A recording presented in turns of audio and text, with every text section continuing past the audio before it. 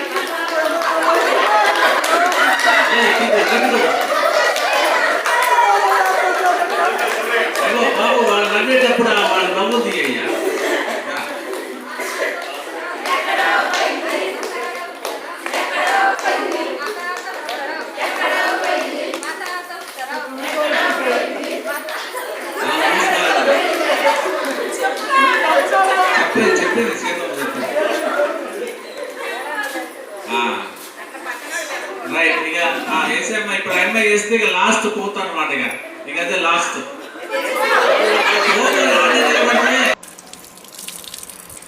YouTube ప్రేక్షకులకు నమస్కారాలు. చాలా సంతోషం. ఈరోజు శ్రీ సద్గురు ఫౌండేషన్ నుంచి మేము నీలాద్రీశ్వర స్వామి వారి సన్నిధికి పిక్నిక్గా వచ్చాము.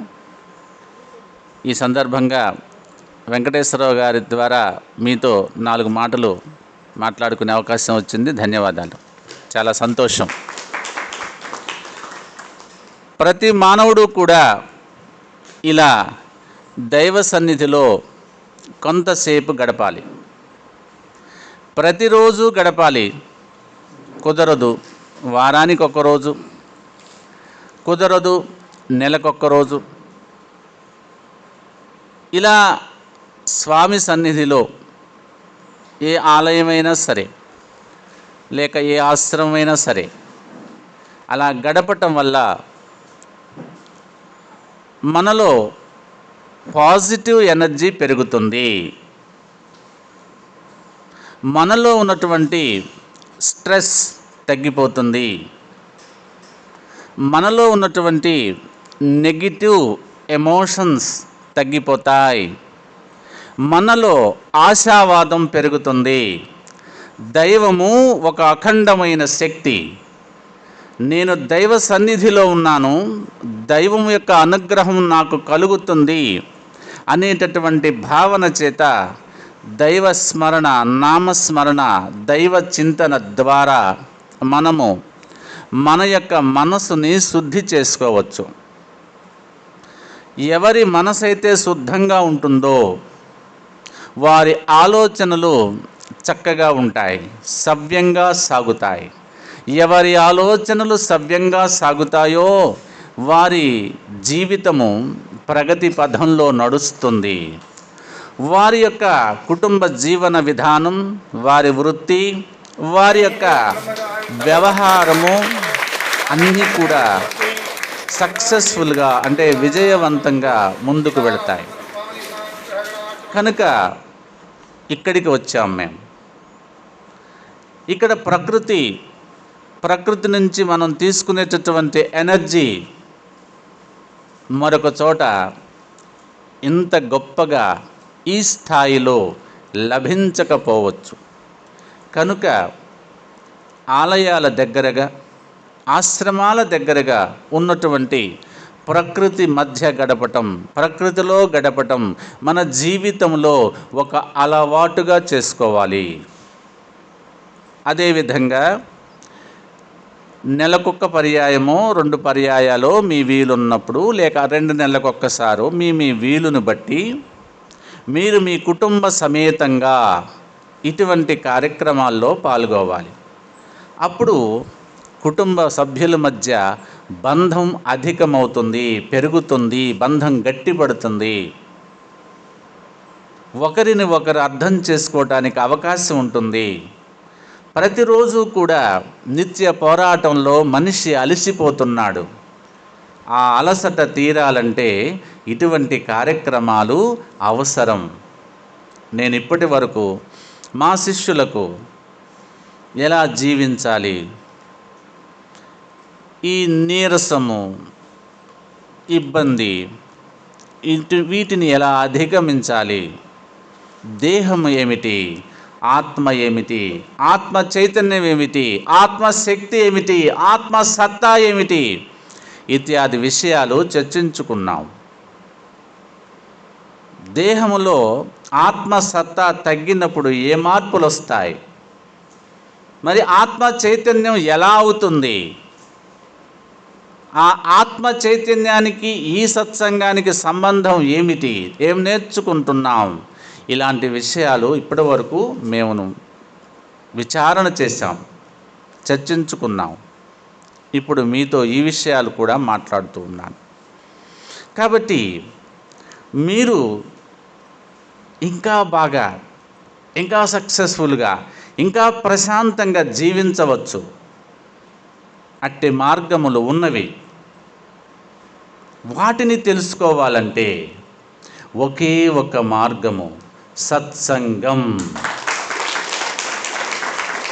మీ ప్రాంతాల్లో ఉన్నటువంటి ఆలయాల్లో నడుస్తున్నటువంటి, ఆశ్రమాల్లో నడుస్తున్నటువంటి సత్సంగాలకు హాజరు కండి. సత్సంగత్యే నిస్సంగత్వం, నిస్సంగత్వే నిర్మోహత్వం, నిర్మోహత్వే నిశ్చలతత్వం. ఆ నిశ్చల తత్వానికి చేరుకోవాలంటే సత్సంగం కావాలి. ఆలయానికి వెళ్ళటం వేరు, దైవ దర్శనం చేయటం వేరు, సత్సంగంలో తెలుసుకోవటం వేరు.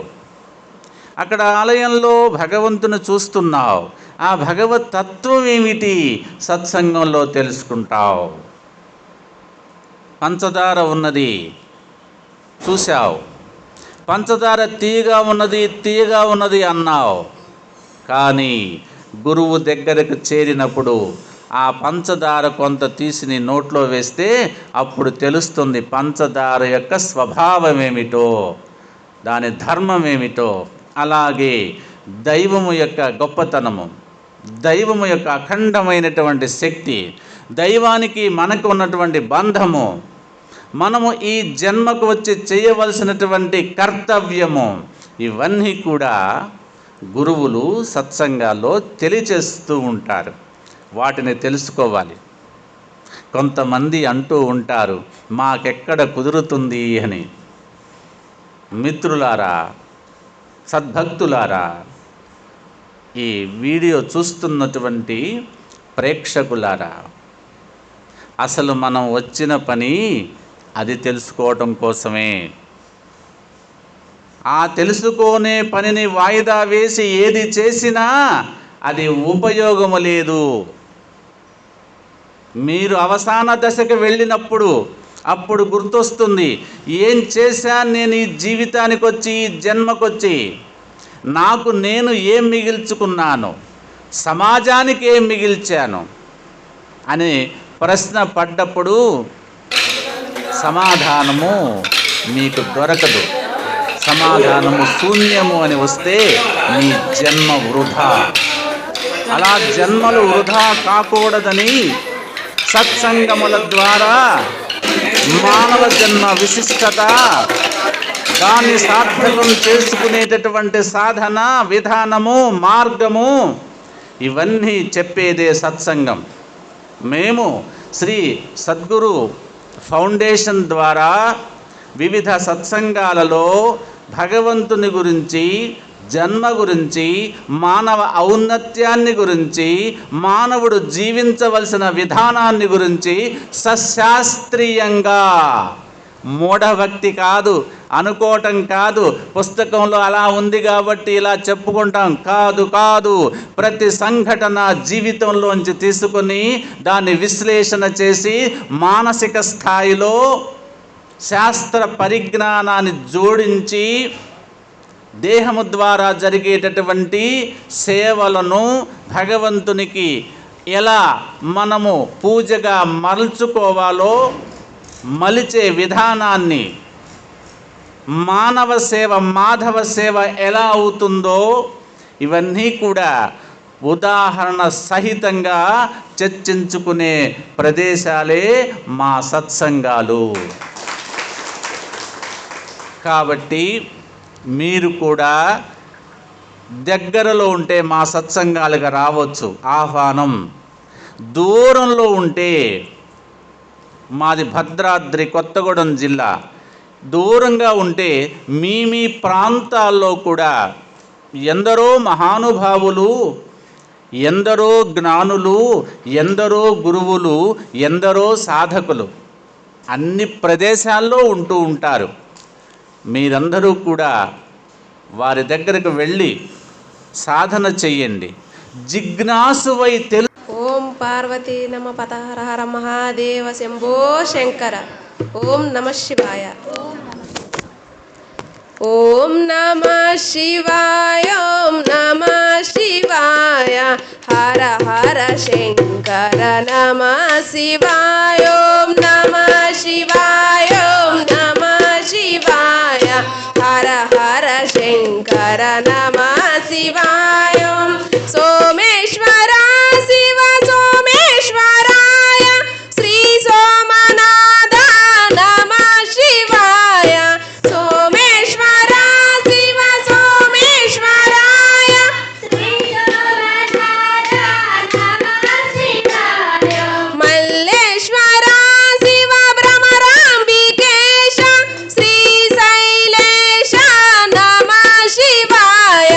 మల్లేశ్వర శివ భ్రమరాంబికేశ శ్రీ శైలేశ నమ శివాయ. ఓం నమ శివాయ. ఓం నమ శివాయ. హర హర శంకర నమ శివాయ. ఓం నమ శివాయ. ఓం నమ శివాయ. హర హర శంకర నమ శివాయ. కాళేశ్వర హర కరుణాంతరంగ మహాకాళేశ్వర నమ శివాయ. కాళేశ్వర హర కరుణాంతరంగ మహాకాళేశ్వర నమ శివాయ. అమరేశ్వర హర అంబికేశ్వరాయ ఓంకారలింగ నమ శివాయ. అమరేశ్వర హర అంబికేశ్వరాయ ఓంకారలింగ నమ శివాయ. ఓం నమ శివాయ. ఓం నమ శివాయ.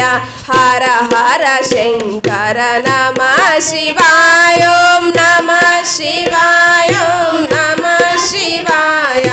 హర హర శంకర నమ శివాయ. శ్రీ వేద్యనాథ వేదాంత వేద్య శ్రీ ఆత్మలింగ నమ శివాయ. శ్రీ వేద్యనాథ వేదాంత వేద్య శ్రీ ఆత్మలింగ నమ శివాయ. భీమేశ్వర శివ భీమేశ్వరాయ శ్రీ భీమశంకర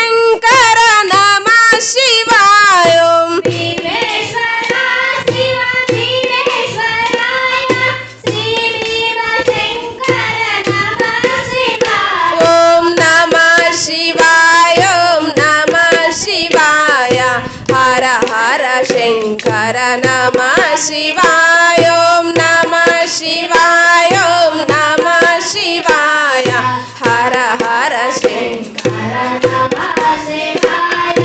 రామేశ్వర హర రామేశ్వరాయ శ్రీరామలింగ నమ శివాయ రామేశ్వర హర రామేశ్వరాయ శ్రీరామలింగ నమ శివాయ నాగేశ్వర హర నాగేశ్వరాయ నాగలింగేశ్వర నమ శివాయ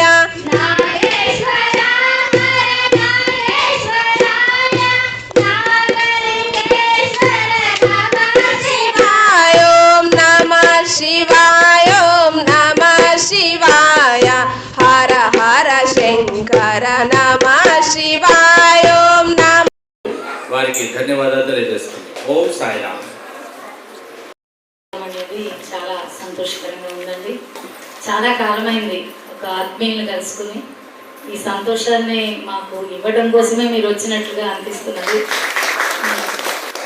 ఏమంటే ఈ అనుభూతిగానే ఇటువంటి ఇలా కూర్చోవడం అనేది దాదాపుగా ఒక 10 సంవత్సరాల కాలం జరిగిపోయింది. ఈరోజు అందుకే మీరు రావడం అనేది మీరు చెప్పగానే సీతయ్య గారు చెప్పగానే చాలా సంతోషం అనిపించింది. అలాగే దేవాలయాల ప్రతి దేవాలయంలోనూ అక్కడ ఉండే భక్తులు ఎక్కడికక్కడ సహకరిస్తూ మేము ముందుకు పోవడానికి ఒక మార్గంగా భక్తులే ఉన్నారు. అలా ప్రతి గ్రామంలోనూ ఒక కార్యక్రమం చేసేటప్పుడు అండగా ఉన్నారు. అలాగే మీ అందరికి కూడా ఈ దేవాలయంలో ధ్వజస్తంభ ప్రతిష్ట ఒకటి ఈ నెల 20 కానీ లేకపోతే 1వ తారీఖు కానీ ఇంకా 2 డేట్లు ఫిక్స్ కాలేదు. ఆ ధ్వజస్తంభ ప్రతిష్ట కుంభాభిషేకము అనే కార్యక్రమాలు 2 నిర్వహించడానికి ఏర్పాట్లు చేస్తున్నాము. అయితే మీ అందరి అనుమతితో ఇప్పుడు మహిళ పేరు నాకు తెలియదు కానీ చక్కటి కంఠం చాలా చక్కగా పాడారు. ఈ స్వామివారి ప్రతిష్ట సమయంలో కూడా వారు మాకు వారి యొక్క పాటలతో స్వామివారిని అలరించాలని చెప్పి కోరుకుంటున్నాను. అది గురువుగారు యొక్క సలహాతోటి మీరు కూడా అలాగే అందరూ కూడా ఆ కార్యక్రమంలో ఒక్కరోజు సత్సంగం ఏర్పాటు చేస్తే బాగుంటుందని కూడా కోరుకుంటున్నాము. మేము ఏర్పాట్లు చేస్తాము. గురువుగారికి మరియు అందరికీ కూడా నమస్కారాలండి.